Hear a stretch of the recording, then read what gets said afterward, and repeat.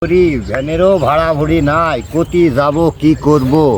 হ্যাঁ, এভাবে কি করি, সংসারই কি চালানি যায়? এই 5 টাকার ভাড়া মারি, একটা সিগারেট খাই 7 টাকা, কি করি জীবন চলে? এইভাবে তো জীবন চলে না গো। আজ কি আমি বাপের কাছে বীর কথা বলবো, ঠিক আছে ভাই, বাপের কিছু বলে ওই আব্বা, আমাকে তোমার টেনশন মেনশন নাই আমাকলি।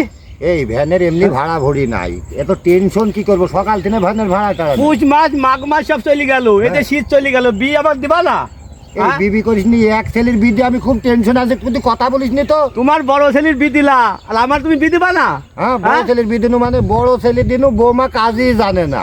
হ্যাঁ, ওই টেনশনে আমার মাথা খারাপ আছে। আবার তুই তারিখ বীর কথা না না, আমাকে বিয়ে দেওয়া লাগবে, শীত থাকতে থাকতে আমাকে বিয়ে দেওয়া লাগবে, শীত চলে গেলে কিন্তু তোমার খবর আছে।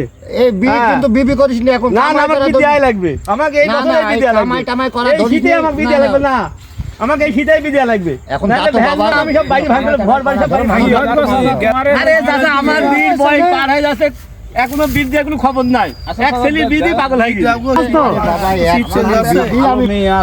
কাজ কাম জানে তো?